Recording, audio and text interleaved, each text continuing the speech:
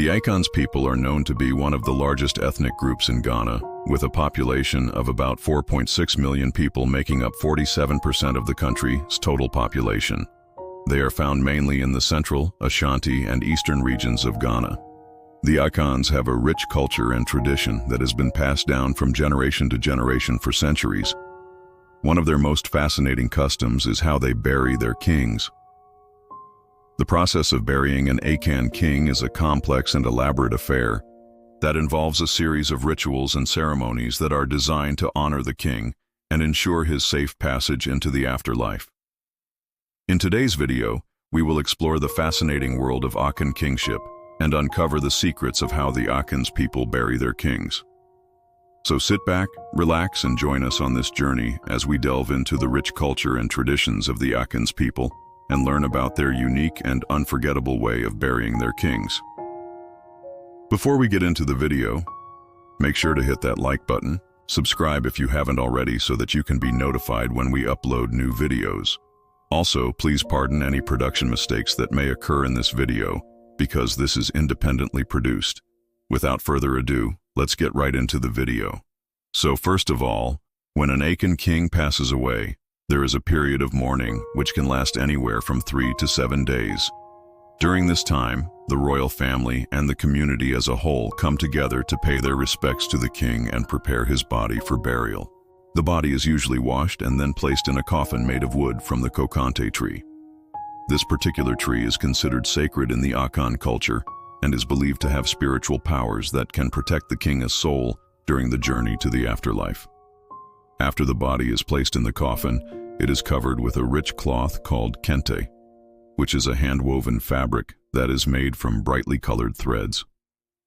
Kente cloth is not only beautiful to look at, but it also has a deep meaning in the Akan culture. The particular pattern used to cover the coffin is known as the funeral cloth, and it is specifically designed to symbolize the death and the transition of the king into the afterlife. The cloth is often decorated with symbols such as the Asante emblem or the royal insignia of the kingdom, as well as colors that represent the king's status and power. But before the actual burial ceremony begins, there are several other important rituals that need to take place. One of the most important of these rituals is the pouring of the libation. This is a traditional ceremony in which a special liquid, usually made from palm wine or schnapps, is poured onto the ground in front of the coffin.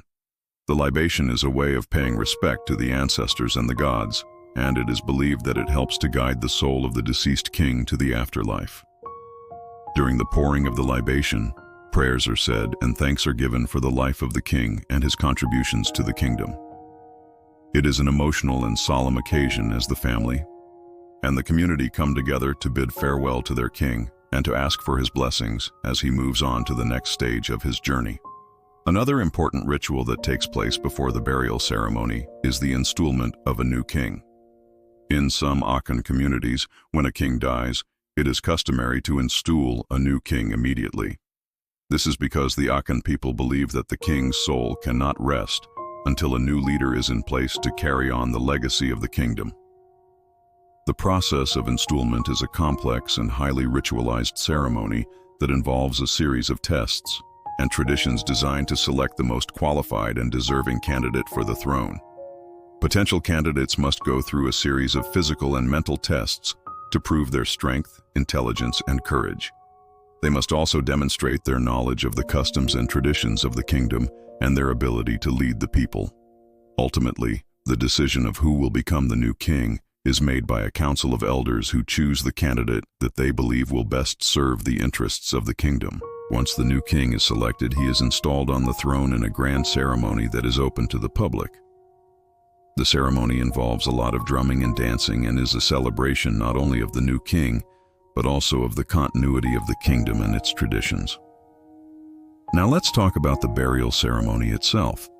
The entire ceremony is typically held outdoors in a large open space that has been specially designated for the purpose.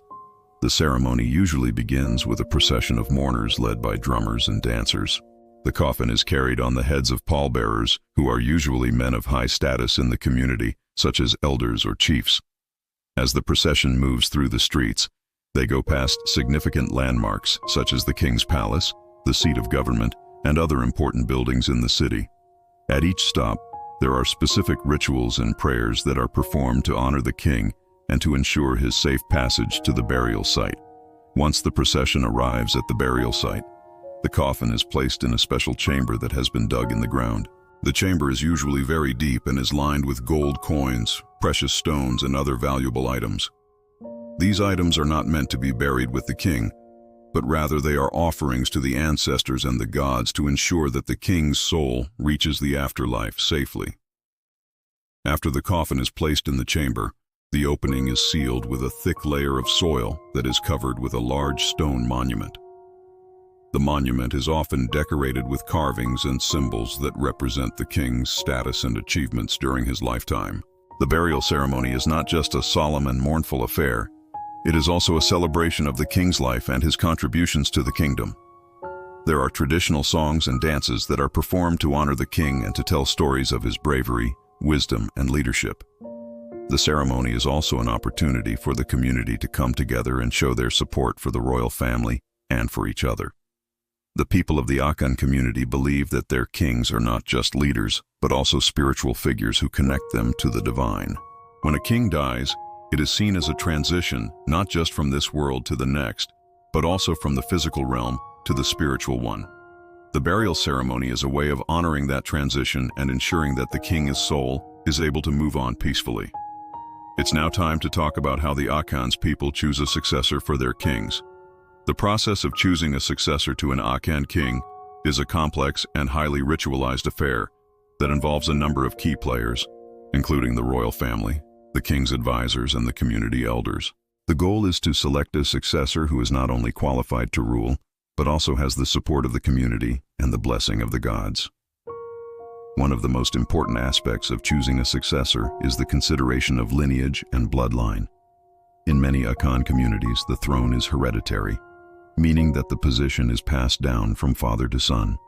There are often rules of primogeniture that dictate the order in which sons inherit the throne, and the eldest son of the king is usually the most likely candidate to succeed him.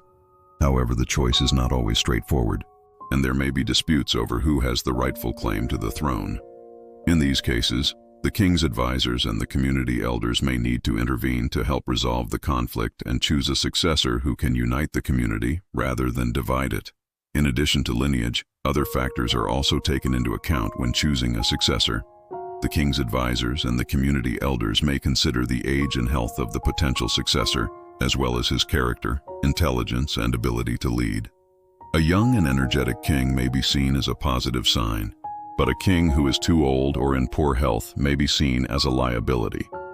Similarly, a potential successor who is known for his wisdom, fairness, and courage is likely to be viewed favorably, while one who is known for his recklessness, cruelty, or incompetence would be less desirable.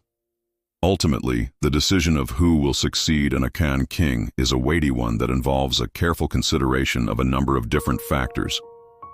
The goal is to choose a leader who not only meets the criteria set out by tradition, but who also has the support and respect of the community as a whole. The process may be complex and time-consuming, but the stakes are high. The success of the kingdom and the well-being of its people depend on the wisdom and ability of their king.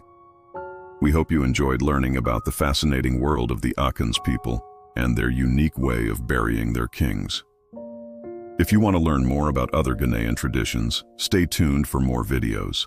Thank you for watching and see you in the next video.